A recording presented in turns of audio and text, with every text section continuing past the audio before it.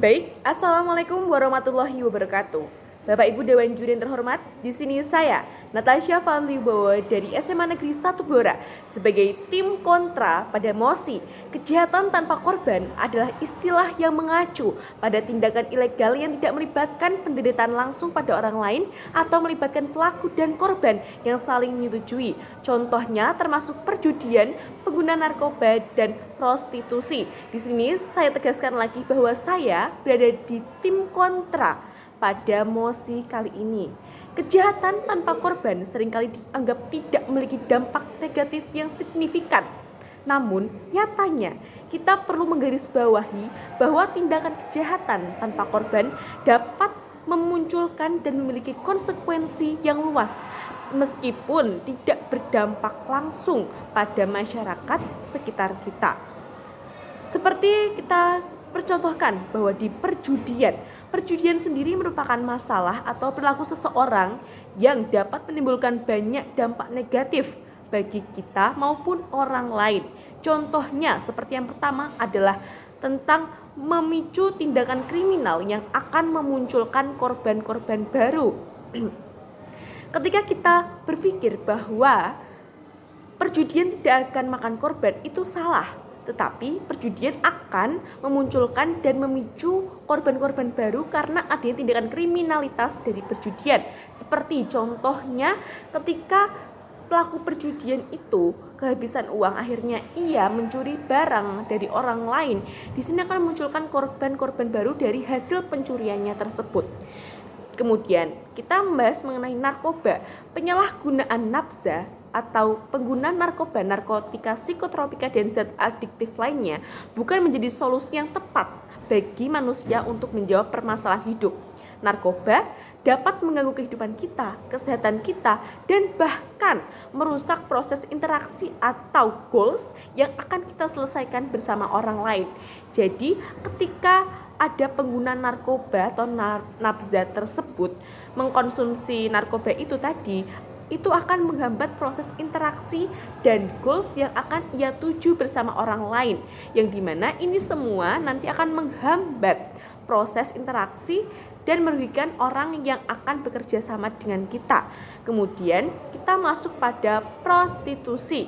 Siapa bilang prostitusi merupakan kejahatan tanpa korban?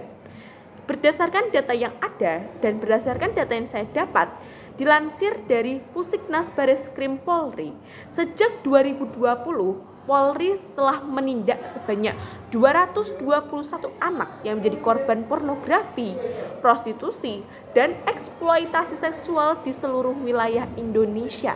Sungguh naas sekali ketika kita mengetahui bahwa ternyata ada korban dari perilaku prostitusi, apalagi masih anak-anak sebanyak 221 anak terkena dampak dari pelaku prostitusi. Apakah sangat tidak disayangkan sekali?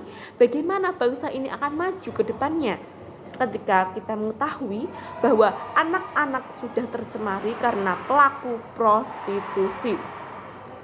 Berdasarkan status quo sudah sangat benar, karena hukum bukan hanya melindungi pelaku dan terdampak, tetapi juga melindungi orang-orang yang belum terdampak.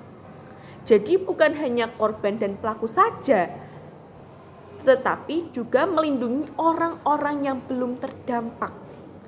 Apakah sampai saat ini saudara masih dapat mengatakan bahwa prostitusi tidak memakan korban? Dengan mendekriminalisasikan kejahatan tanpa korban akan lebih membuka pagar masalah-masalah baru yang akan muncul sehingga merugikan kita dan lingkungan di sekitar kita. Masalah-masalah baru yang dapat muncul adalah contohnya yang pertama, maraknya kejahatan yang semakin merajalela. Ketika kita mencoba untuk mendekriminalisasikan kejahatan-kejahatan tersebut, akan semakin senangnya pelaku-pelaku pengguna narkoba, pelaku prostitusi, dan pelaku perjudian untuk menguasai dan untuk melakukan aksinya. Dan hal ini akan tentunya menimbul banyak sekali dampak negatif yang kita alami. Kemudian di sini yang kedua, masalah yang muncul adalah kurangnya perlindungan untuk masyarakat lain. Ketika terjadinya proses mendekriminalisasikan kejahatan tanpa korban akan lebih meningkatkan rasa kekhawatiran masyarakat Indonesia terhadap pelaku-pelaku kejahatan di luar sana. Meskipun di sini alih-alih tanpa korban, tetapi pasti akan ada muncul dampak yang signifikan dan tidak secara langsung. Kemudian di sini masyarakat akan semakin was-was terhadap kehidupan di Indonesia atau di negara kita sendiri. Kemudian yang ketiga adalah terjadinya penyalahgunaan.